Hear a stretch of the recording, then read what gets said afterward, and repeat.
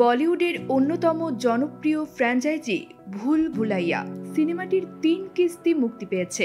ভুল ভুলাইয়া ছিল এই ফ্র্যাঞ্চাইজির প্রথম সিনেমা, যার অন্যতম চরিত্রে ছিলেন অক্ষয় কুমার। পরবর্তীতে ভুল ভুলাইয়া 2 এবং ভুল ভুলাইয়া 3 এলেও সেখানে ছিলেন না এই অভিনেতা।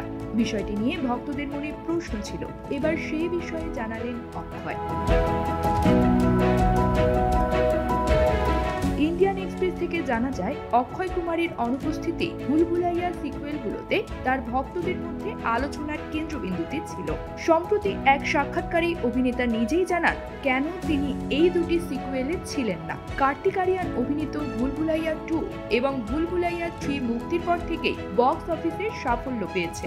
বিষয়টি নিয়ে সাক্ষাৎকারে প্রশ্ন করা হলে অক্ষয় খুব স্বাভাবিকভাবেই বলে, আমাকে ভুল ভুলাইয়া থেকে বের করে দেওয়া হয়েছিল, কেবল এটুকুই বলবো, আমি এর বেশি আর কিছু বলতে চাই না এই বিষয়ে।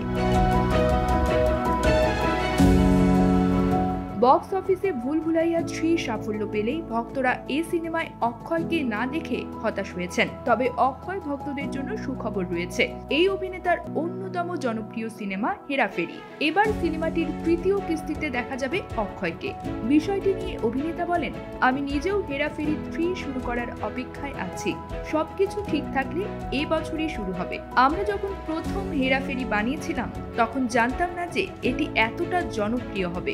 বাবু ভাইয়া, রাজু এবং শ্যামের চরিত্রগুলো যে কাল্ট হয়ে উঠবে তা আমরা কল্পনাও করিনি। অক্ষয় কুমার বর্তমানে তার আসন্ন সিনেমা স্কাই ফোর্সের প্রচারে ব্যস্ত। পাশাপাশি তার হাতে রয়েছে বেশ কয়েকটি আকর্ষণীয় প্রকল্প। এর মধ্যে আছে জলি LLB 3, হাউসফুল 5 এবং ওয়েলকাম টু দ্য জঙ্গল। এছাড়া তিনি বর্তমানে আরেকটি হরর কমেডি সিনেমার শুটিং করছেন, যার নাম ভূত বাংলো।